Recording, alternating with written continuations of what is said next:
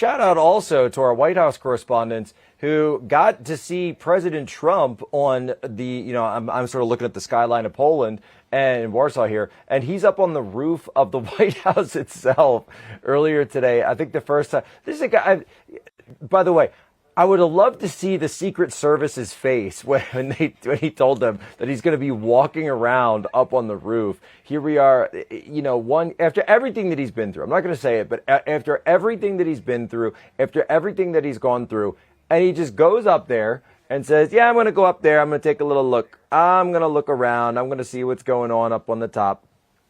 And he just does it. He just does it. He even takes questions up there from reporters because why not? You're there at the White House and you look up and you see the President of the United States up on the roof. And, of course, what he's doing, and I'll bring Tanya Tay in now. So what he's doing, though, is he has this vision for making the White House better, and he wants to expand the White House. Now, we've been to the White House a number of times. We've been to Christmases there. We've been to Easters there, probably a whole bunch of other events that I can't even think of off the top of my head. But there is one thing that the White House currently doesn't have, and that's a ballroom, isn't it? So what do you? So let me ask you from the feminine side of things. Do you think the White House should have a ballroom, or should they leave it the way it is? Well, I'll start with this. I remember the first time I saw White House, and I thought to myself, where's the rest of it? Oh gosh, it's not that. So we're here in Warsaw, by the way. We're in Eastern Europe, and there's here's this palace and here's that palace, and that's Europe, right? That's European style. Palace. It's just the random palace, just. Yeah, and that's that's the mayor of Warsaw's palace, and here's the president's palace down the street, and then you go to the White House, and you're like, oh, okay. Oh, okay. It's Where's iconic. The rest of it? It's iconic, but it's not. It's not that big. It's just right. it's just true, so folks. To answer it's your just question, not that big. Yes, there has to be a ballroom, and it has to be grand. And what I love about President Trump is wait. And by the way, guys, for people who think what Tanya is saying is harsh, just consider when other people come from other countries like Eastern Europe or wherever they might be coming from, and they come to the White House, that's the perspective that they're going to have too, because that was her perspective coming to the United States and saying, wait a minute, where's the rest of the White House? Right. So I do believe that White House should have a ballroom. And what I love about President Trump is that he makes his own rules. If he decides to go on a roof, guess what? He's not asking for permission. He just goes and does it.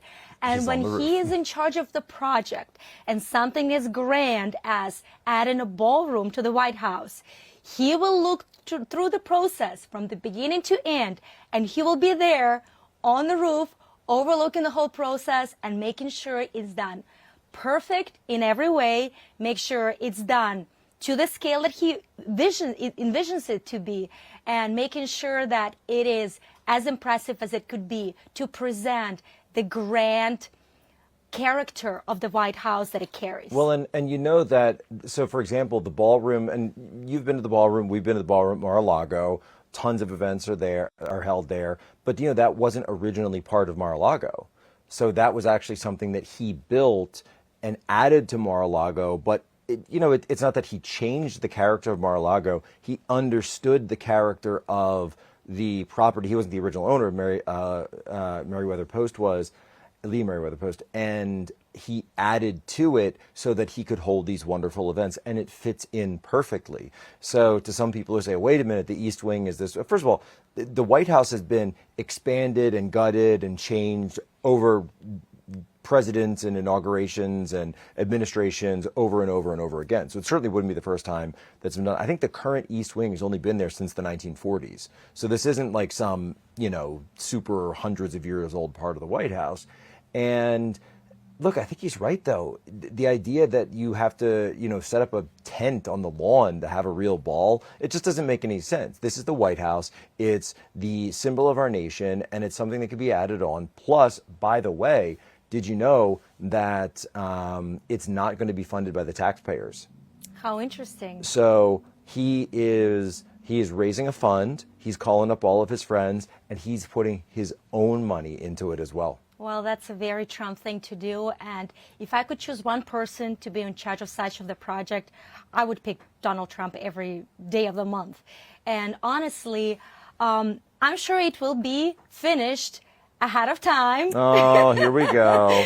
You know where I'm going with Under this. budget and ahead of schedule. Under budget, ahead of schedule. But I think what you need though too is it's talking about that heritage and the fact that we covered it last week. I covered it online.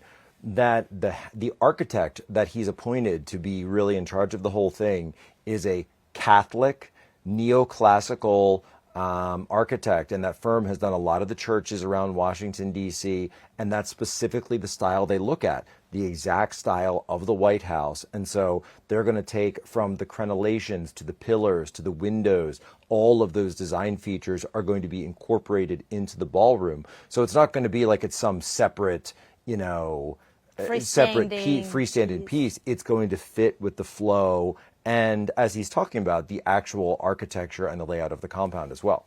I love it. And we were just talking with you that we need to see Americans actually build stuff and create stuff. And what's more American than embracing that American culture and bringing it to the White House, to the national's capital, where it could be a pride of every American.